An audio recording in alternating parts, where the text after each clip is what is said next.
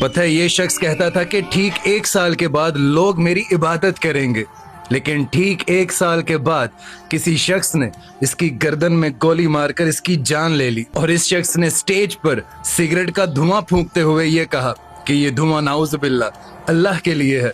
और इस शख्स की जान लंग्स कैंसर से 32 साल की उम्र में हो गई। और ये शख्स कहता था कि अल्लाह का कोई वजूद ही नहीं है, लेकिन 21 साल की उम्र में इसकी सारी बॉडी पैरालाइज हो गई। और टाइटैनिक बनाने वाला बोला कि नाउज़ुबिल्लाह इस जहाज को तो अल्लाह भी नहीं डुबो सकता।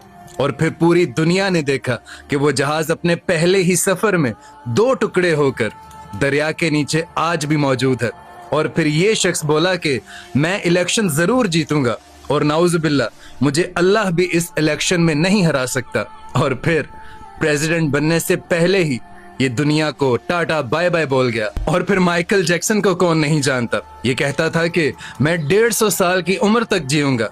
और फिर हम सब ने देखा कि सिर्फ 50 साल की उम्र में वो इस दुनिया से चला गया। बस आपको समझाना ये चाह रहा हूँ कि अल्लाह पाक अपने मामलात में बड़ा सख्त है, और जिसने भी डंके की चोट पर बड़ी ठठाई के साथ कुफरिया कलिमात अदा किए हैं, अल्लाह ताला ने उसे दुनिया में इबरत का निशान बनाया है। लेकिन दूसरी तरफ अल्लाह पाक की रहमत भी है। अभी कल की ही बात है कि रावलपिंडी में एक शख्स की मौत होती है और उसे दफनाने के लिए लोग कब्रिस्तान जाते हैं।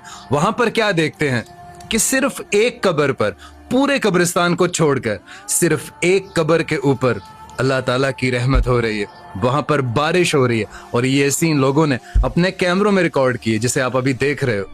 ये अल्लाह ताला की रहमत है। और यार फिर ये शख्स जापान का टुसोटोमु यामागाची, जिसने दोनों एटॉमिक बॉम्ब सरवाइव किए हैं, ये नागासाकी में भी मौजूद था और हिरोशिमा में भी मौजूद था, और दोनों एटॉमिक बॉम्ब में इसने जख्म खाए हैं। लेकिन अल्लाह ताला जिसे रखे फिर उसे कौन चखे।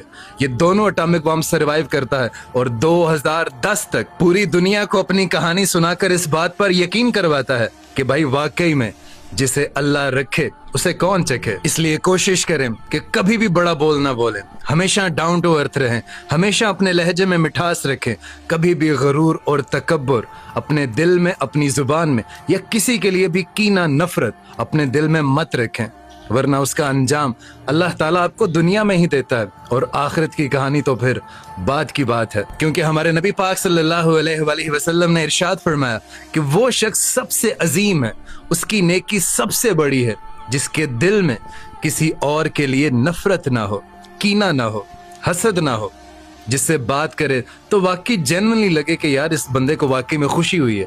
लेकिन अलमिया ये है कि हमारे दिलों में बहुत सारी हसद,